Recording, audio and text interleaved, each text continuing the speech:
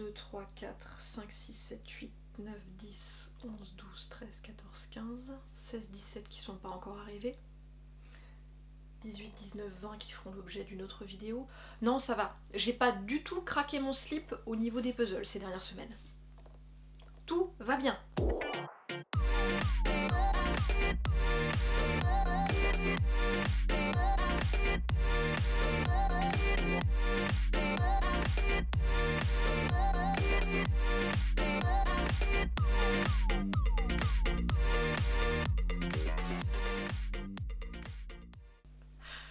Bah c'est parti pour le haul, hein. Je viens vous montrer tous ces craquages de début d'année. Je pense que vous allez pouvoir le remarquer au fil de la vidéo. La dame a besoin de couleurs, hein. On est vraiment sur une majorité de puzzles ultra colorés avec beaucoup de détails, tout ça. Là je sens que j'ai besoin de puzzles qui mettent de bonne humeur, tu vois. Tu m'étonnes. Attaquons, hein. Entrons dans le vif du sujet. J'ai envie de dire, je n'ai pas pu résister au Serenity Mau de Gallison, illustré par Jennifer Nelson. Attention au puzzle Gallison, la majeure partie des boîtes chez cette marque sont au format carré, ce qui ne veut pas dire que le puzzle est carré. Là, en l'occurrence, on a juste un petit zoom sur l'illustration, mais on est bien sur un puzzle rectangulaire, au format portrait, plus précisément. Je vous remettrai pour chacun des puzzles vraiment l'illustration en incruste gros plan, pour que vous puissiez voir tous les détails, mais là, on est sur une petite beauté, hein. Un rouquin, une panthère, évidemment, sur un canapé avec des coussins ultra colorés, des jolies plantes en fond devant la fenêtre. Vraiment, moi, je n'ai pas su lui résister. C'est-à-dire que je l'ai vu, je me suis dit direct, ok, bon, il me le faut. Plus généralement, quasi toutes les nouveautés qu'a sorti la marque Gallison depuis le début de l'année me plaisent, et je dois vous le dire, c'est difficile pour moi de résister, de lutter et de ne pas tout acheter, hein.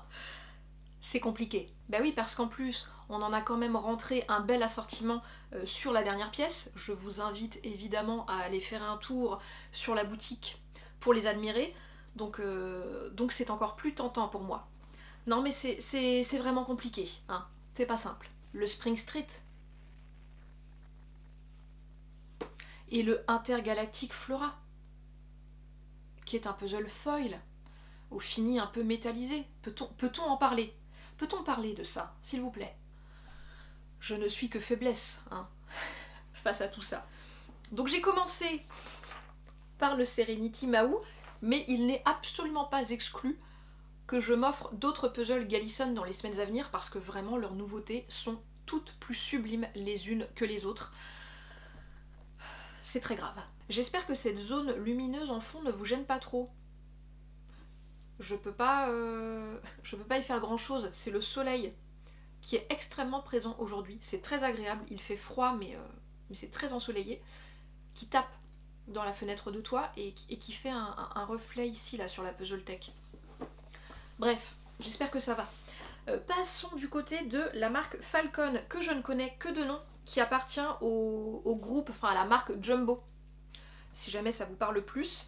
La marque a sorti une gamme un petit peu plus moderne qu'elle a appelée Falcon Contemporary, et il y a notamment dans cette collection cette petite beauté illustrée par Jackie Lee qui s'appelle Shop Local, qui est de toute beauté. Là je ne pouvais pas lui résister, déjà parce que comme dit, la dame a besoin de couleurs, et alors là on y est complètement, vraiment c'est très vif comme scène, vraiment j'adore. Et puis la scène en elle-même, hein. On est sur une petite place de marché avec de jolis bâtiments, de jolies boutiques, des étals avec des fruits, des légumes, des fleurs, des petits personnages un peu partout. Bref, je n'ai pas su lui résister. C'est le seul qui me plaît dans cette collection. Non, je vous dis des bêtises. Il y en a un autre, mais c'est très mystérieux parce qu'on ne le trouve nulle part. Et je ne sais même pas finalement si la marque l'a sorti ou s'il y a eu un couac et qu'au dernier moment il a été retiré de la collection Falcon Contemporary. parce que vraiment, il n'est disponible sur aucune boutique. Je ne sais plus comment il s'appelle, je vous remettrai le visuel par ici. C'est une illustration de Victoria Ball, dont j'aime beaucoup l'univers, on en a déjà parlé plein de fois, mais vraiment, on ne le trouve nulle part. Mystère et boule de gomme. J'aime beaucoup l'aspect de la boîte, on a vraiment ce toucher un peu lin, et je me demande si les pièces sont pareilles. Ouvrons-le ensemble. Alors...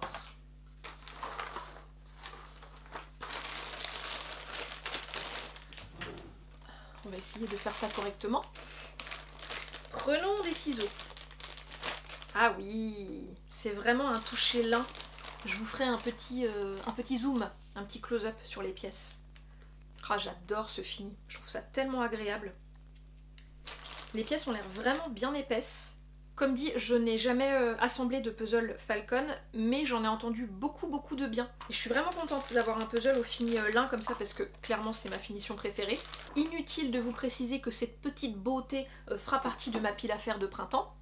Ça va de soi. Chez Nathan, maintenant dans la collection Artiste, je me suis emballée sur un 2000 pièces.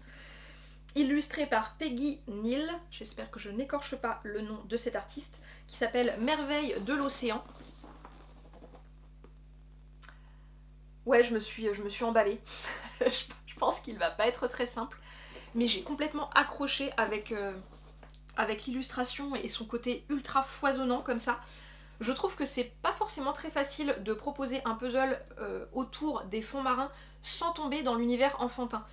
C'est pas évident, hein. On est toujours sur une limite comme ça. Le Coral Reef chez Ibu et le Under the Sea chez Peaslee réussissent très bien ce challenge, je trouve.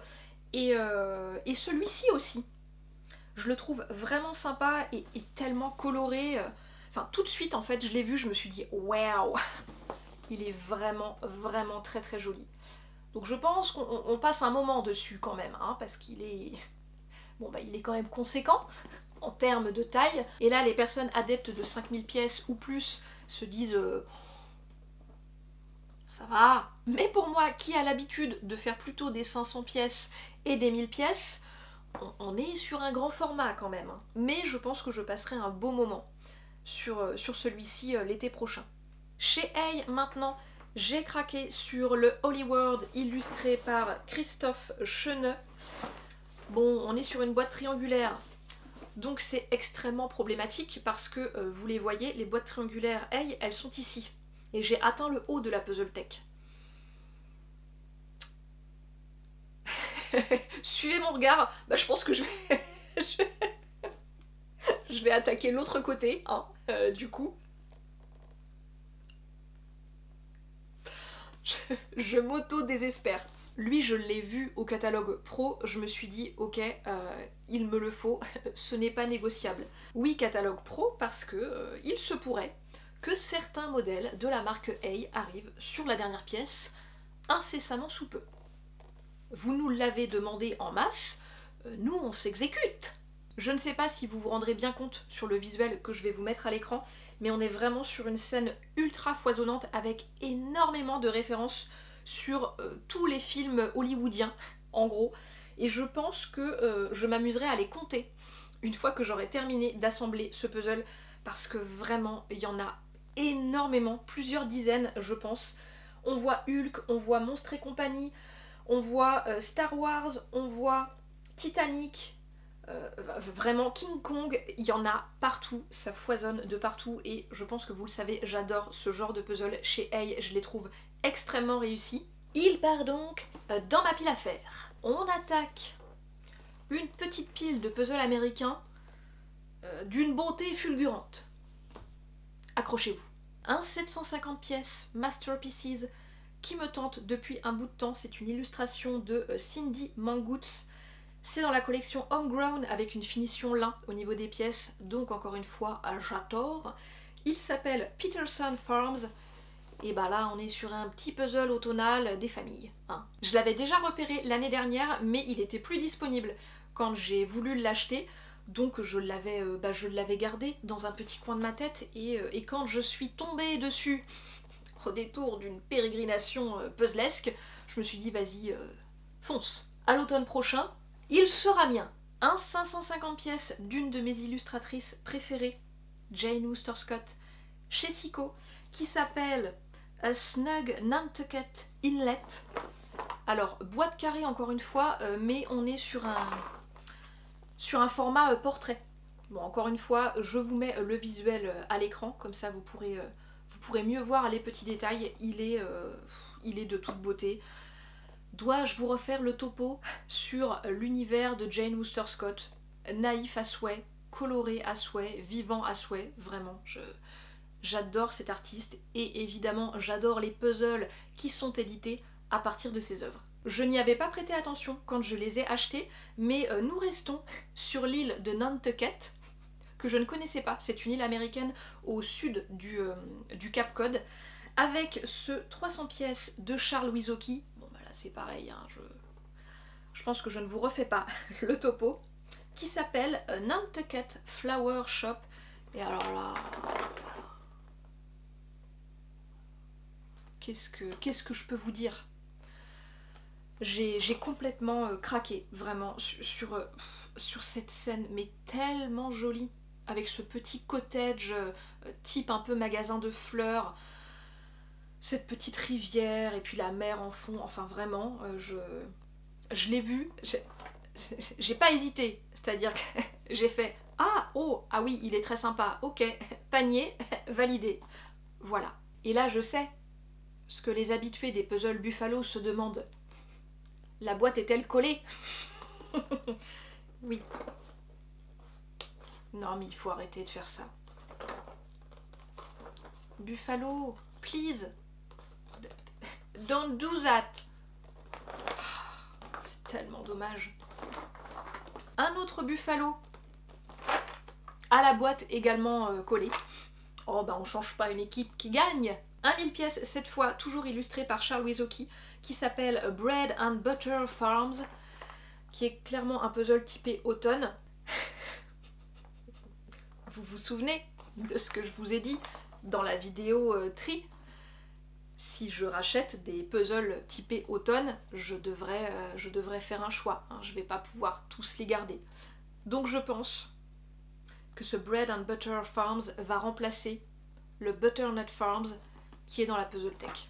Il faudra que je compare une fois que j'aurai assemblé celui-ci pour savoir lequel je garde, parce que même s'ils sont différents, je vous remets le Butternut Farms à l'écran, on a quand même des grosses ressemblances et une similitude globale au niveau du visuel, au niveau des teintes, etc. Donc, je pense qu'il faudra que je choisisse. Ah, non mais je ne peux pas tout garder, c'est impossible. À vue de nez comme ça, je dirais que je vais garder celui-ci, parce qu'il a beaucoup plus de petits détails sympas, et il est beaucoup moins redondant au niveau des arbres. C'est le petit défaut que j'avais souligné sur le Butternut Farms que j'ai fait à l'automne dernier. Donc à vue de nez comme ça, je dirais que je vais garder celui-ci, mais je n'en suis pas sûre. Hein. À voir à l'automne prochain. À l'occasion du Puzzle Day fin janvier, la marque britannique de puzzle en bois Wentworth proposait moins 10% sur toute sa boutique. Donc, qu'ai-je fait? Bah j'en ai profité, hein. Je me suis dit, oh bah vas-y, c'est l'occasion d'essayer, tu n'as jamais essayé, fonce. Dans mon envie, voire mon besoin de couleurs, de puzzle gay, tout ça, j'ai craqué sur le Park Avenue illustré par Joy Laforme, dont j'aime beaucoup l'univers, hein, idem, on en a déjà parlé à plusieurs reprises. Voilà. Printanier à souhait. J'adore. Je l'ai pris en 250 pièces chez Wentworth. Ce qui est bien, c'est que sur un même modèle de puzzle, vous pouvez choisir le nombre de pièces, ce qui n'est pas négligeable parce que, s'agissant de puzzle en bois, on est quand même sur des tarifs assez élevés. Donc si vous n'avez pas un budget conséquent, vous pouvez partir déjà sur un format de 250 pièces. Je ne me souviens plus pour combien j'en ai eu au global pour les deux, parce que j'en ai pris deux, mais ça m'a semblé plutôt raisonnable étant donné qu'il s'agit de puzzle en bois. Et beaucoup moins coloré, mais tout aussi joli, je me suis pris le Sheep Country illustré par Lisa Gra Jensen, j'espère que je n'écorche pas son nom. Ah bah là, qui me donne des vibes d'Irlande. Là, j'ai envie d'appuyer sur le bouton vert. Direct. Alors par contre, je vais ouvrir les boîtes, puisque je ne les ai pas encore ouvertes. J'ai juste enlevé les cartons, mais sinon, la découverte est totale. Avec vous, j'ai entendu dire que leur puzzle le sentait. Oh! Ah oui, ah j'étais pas prête du tout. Ah la vache, ça sent hyper fort. Qu'est-ce que c'est? C'est l'encre? Ou c'est le bois? Ah ouais, ouais c'est chaud là.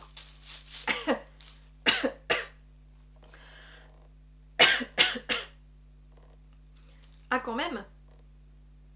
Mais qu'est-ce qui sent comme ça? On dirait que c'est un mélange entre l'encre et un côté... ça sent pas le cramé, mais le côté légèrement brûlé, je pense, lié à la découpe, vous voyez, sur les côtés du bois. C'est un mélange des deux, j'ai l'impression. Mais ça sent hyper fort. Je suis pas persuadée que ça ne va pas me gêner pendant l'assemblage. Et du coup, je pense que je vais les laisser s'aérer quelques jours avant de les faire. Ah, j'ai dû intervenir, vous n'aviez plus de batterie. J'en ai profité pour allumer un deuxième éclairage parce que je trouvais que c'était très foncé derrière. J'espère qu'on est bon. Un puzzle de Noël. Début mars. Pourquoi pas. Le Special Delivery de la marque Remarks, que je ne connais pas. C'est une marque américaine qui propose pas mal de puzzles de type collage de timbres comme ça, que je trouve vraiment très sympa, même s'ils ne me plaisent pas tous en termes de style. Mais alors celui de Noël, comment vous dire? Donc c'est un puzzle rectangulaire, hein, format paysage, idem, je vous remets le visuel à l'écran pour que vous puissiez le voir en détail. Ce puzzle, entre guillemets, je lui cours après depuis plusieurs mois. Parce qu'à chaque fois, j'avais une petite alerte de retour en stock. Je me précipitais sur le géant américain, je le précise. J'essayerai comme d'habitude à chaque fois de vous remettre les liens en barre d'infos, mais je ne peux pas vous assurer que je trouverai un lien par puzzle parce que pour certains, ils sont en rupture un peu partout. Et donc celui-ci, j'ai eu du mal quand même à me le procurer. 2 ou 3 fois je me suis cassé le nez en arrivant trop tard, mais j'ai fini par l'avoir et je suis très contente parce que vraiment, ce petit collage de timbres de Noël est absolument fantastique. Je l'aime trop. Je le trouve tellement chou, un peu kitsch, mais on s'en fiche. Il n'y a pas de kitsch qui tienne lorsqu'il s'agit de Noël. Et puis vraiment, j'aime beaucoup l'esprit, comme si c'était plein de mini-puzzles en fait, assemblés dans un grand puzzle, vous comprenez? Bref, je l'adore et j'allais dire j'ai hâte de le faire. Peut-être pas, calmons-nous. Nous ne sommes pas encore au printemps, mais je pense que je passerai un bon moment avec lui en fin d'année. Je vais regarder les pièces, parce que c'est une marque que je ne connais pas. Où est-ce qu'il fabrique? Made in the USA. Très bien. Alors...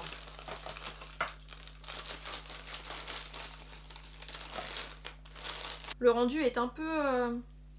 pas brillant, mais pas mat non plus. Plutôt sympa. On a des petites formes un peu... Bon, je vous ferai un close-up parce que vous ne voyez rien d'ici. Ça me fait penser à Siko. Je ne serais pas persuadée que ce soit le même fabricant que Siko. Parce qu'en termes d'épaisseur, de toucher des pièces et de forme, on est quand même sur quelque chose d'assez similaire. Bon, vu le prix, je m'attendais pas à mieux. Je suis pas forcément déçue, quoi. Et on a une petite affiche d'une taille assez sympa, je trouve. C'est vraiment chouette. Non mais ces petits timbres de Noël, moi je ne sais que vous dire. Est-ce que vous avez vu celui-ci de la Finlande? Ces petits animaux en train de faire une ronde autour du sapinou. Moi je ne réponds plus de rien. Voilà. Ah bah lui c'est pareil. Alors j'allais dire je lui ai couru après pendant un moment. C'est pas que je lui ai couru après parce qu'il n'a, je crois, jamais été en rupture, mais à chaque fois je le prenais pas parce que je me disais non, t'as déjà pas mal de puzzles dans ta pile à faire, etc. Et puis bon là, la tentation a été trop forte. J'avais envie de couleurs, de puzzles naïfs. Je me suis dit vas-y banco, prends-le. C'est un puzzle de la marque Pomegranate que je ne connais pas, enfin je la connais de nom mais je n'ai jamais assemblé de puzzle de cette marque. C'est le Yard Sale, une œuvre de Matty Lou O'Keefe Et là, bon bah là... Ah là, on est sur du naïf. Du naïf printanier, coloré, avec une petite scène façon brocante, vide maison, avec un verger, des jolies, enfin une jolie maison colorée, une petite grange. Ce puzzle était fait pour moi. Hein. Ça fait 1 an hein, quand même que je louche dessus. Il était temps que je me l'offre. Ah, ça j'aime. Petit sachet en plastique zippé. C'est mieux qu'un sachet en plastique lambda et en toute honnêteté, je trouve que c'est mieux qu'un pochon. Parce que c'est bien hein, le pochon en coton, tout ça, parce que oh, le plastique c'est dégueulasse. La culture du coton, c'est quand même pas ouf hein, en termes de quantité d'eau, d'engrais, de pesticides, etc. Si on ne parle pas de coton bio. Donc, un bon sachet en plastique qu'on peut refermer, finalement, c'est pas si mal, j'ai envie de dire. Oh wow! Ah, je n'ai jamais vu ce toucher. Ah, c'est très, c'est très perturbant. C'est à mi-chemin entre le toucher lin, le toucher velours, le toucher cireux. C'est extrêmement perturbant. Pas forcément dans le mauvais sens du terme, hein, mais je n'ai jamais eu l'occasion d'assembler un puzzle avec cette finition. C'est très rigolo. Je m'attendais pas non plus à avoir des pièces aussi importantes au niveau de la taille. Après c'est souvent le cas sur les 500 pièces. Je ne veux pas m'avancer mais je pense que les 1000 pièces de la marque ont des pièces plus petites. Parce qu'un 1000 pièces avec des pièces de cette taille-là, c'est énorme sinon. C'est pas gérable en termes de place. Sympa autrement, elles sont assez épaisses. La qualité a l'air d'être au rendez-vous.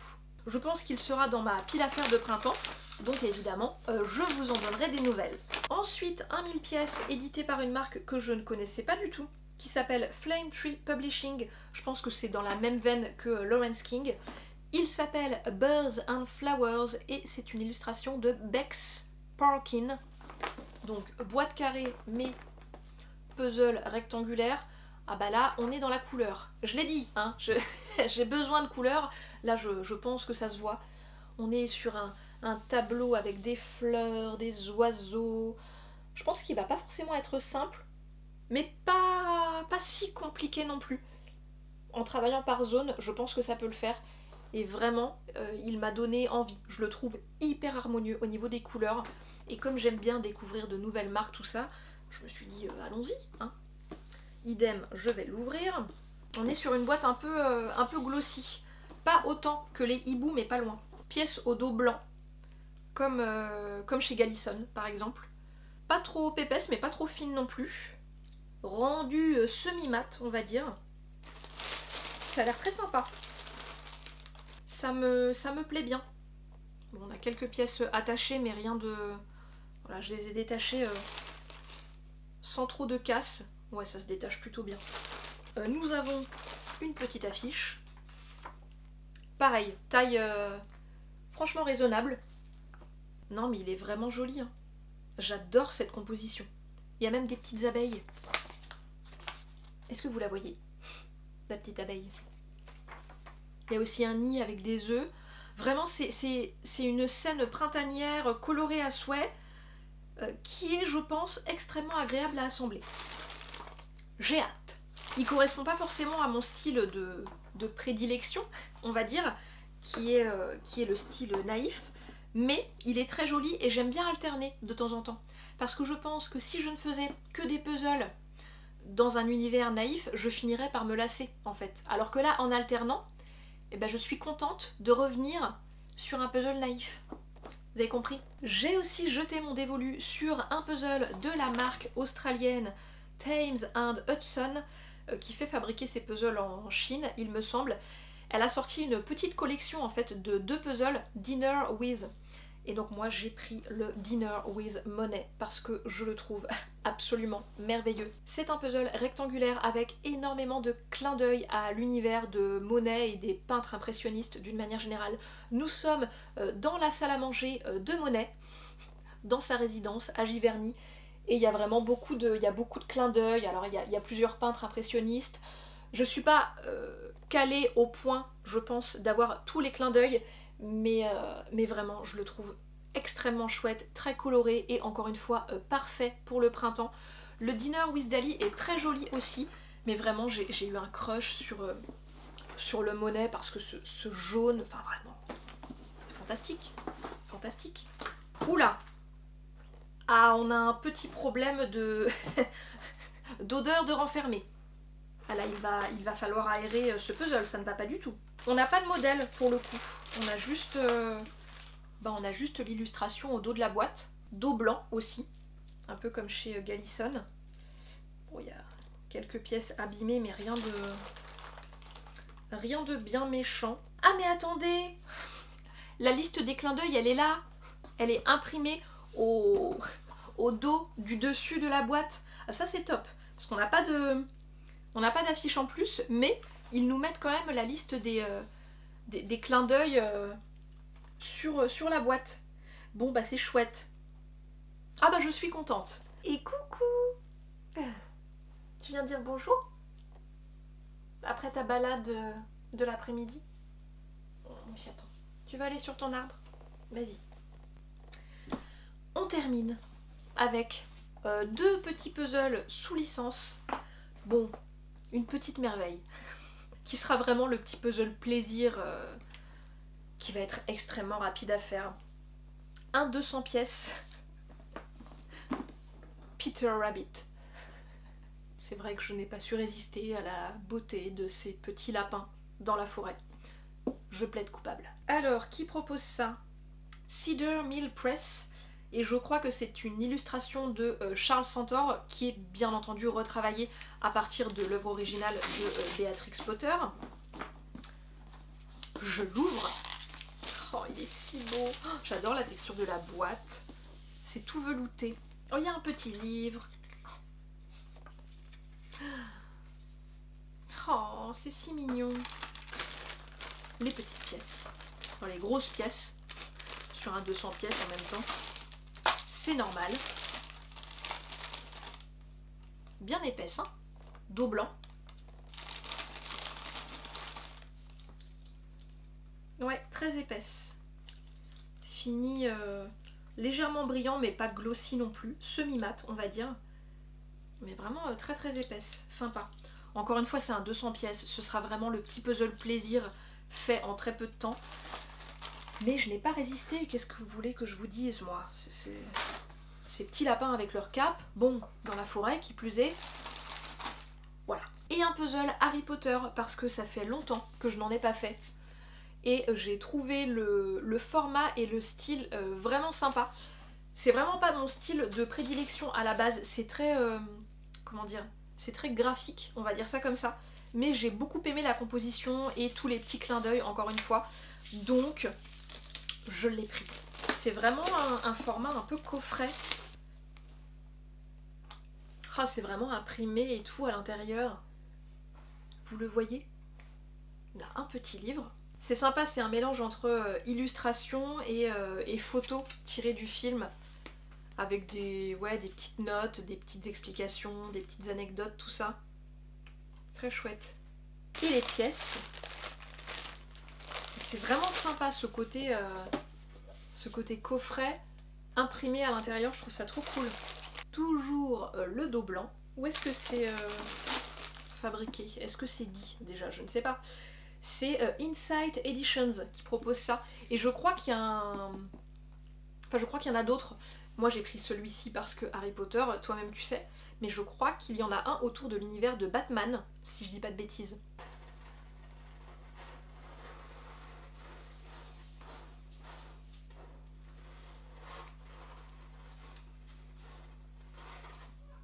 Ben je comprends. Interlude litière clos. Donc je voulais regarder où... Enfin s'il est indiqué où c'est fabriqué. En Chine. Manufactured in China. Non mais ça a l'air d'aller, franchement, au niveau de la qualité. Bon, il y a quelques pièces abîmées, mais je pense qu'il n'y a rien de grave. Je pense que je vais me le réserver pour cet automne. Parce que quasi tous les ans, non c'est pas quasi tous les ans, c'est tous les ans, je me refais un marathon des Harry Potter. Quand l'automne arrive, donc ça va coïncider, hein. Ça va être bien. Persiette est complètement folle, je ne sais pas si vous l'entendez. Est-ce que vous aussi ça débloque après la litière ou c'est que chez moi? Ça pose question quand même, hein. T'imagines si nous on faisait pareil? Écoutez, je crois qu'on a fait le tour de tous mes achats de début d'année. Il en manque 2 que je n'ai pas encore reçus à l'heure où je filme cette vidéo. J'ai quand même passé commande le 29 janvier, je crois, hein. Nous sommes le 26 février, ça va faire un mois. Ça commence à faire long. Alors la marque répond à mes mails. Vraiment, elle est très réactive et l'équipe a l'air très sympathique. Je pense qu'ils ont eu un problème au niveau de leur logisticien. Et bah maintenant que c'est expédié, il y a évidemment le délai de livraison, puisque ça vient des États-Unis, c'est une commande Jiggy. Vous savez, les puzzles dans des boîtes cylindriques en verre. Donc bah, j'attends, mais j'avais pas envie d'attendre de les recevoir avant de vous filmer cette vidéo, même si ça se trouve, ils vont arriver dans 3 jours. Tant pis. Et j'ai aussi fait d'autres achats, mais un peu différents par rapport au puzzle neuf que je vous ai présenté dans cette vidéo. Donc je pense qu'ils feront l'objet d'une vidéo dédiée, parce que vraiment on est sur pas sur un style différent, mais sur des puzzles complètement différents, à la fois en termes d'âge et en termes de fabrication. Non mais je n'en dis pas plus, n'insistez pas. J'espère vraiment que cette vidéo vous aura plu. N'oubliez pas les petits pouces en l'air, vous le savez, ils comptent beaucoup pour moi. Je pense qu'elle aura été source de beaucoup de tentations chez vous.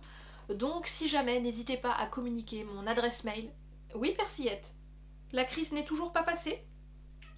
D'accord. Mais comment ça se passe? Ça dure un certain temps quand même. Ah, tu veux venir sur moi, d'accord. On est sur une... C'est pas simple, hein, c'est vrai que... Alors, je pense que vous devrez faire avec le plumeau qui se balade. Pour la fin de cette vidéo. Qu'est-ce que je vous disais? Je ne sais plus, j'ai perdu le fil. Oui, si jamais, n'hésitez pas à communiquer mon adresse mail à votre banquier, votre banquière, votre compagnon, votre compagne de vie. Parce que je sais que ça... Bon, ça peut être compliqué parfois, hein. Est-on vraiment sûr de cette fin de vidéo? Je ne sais pas, je vous embrasse et je vous dis à très vite.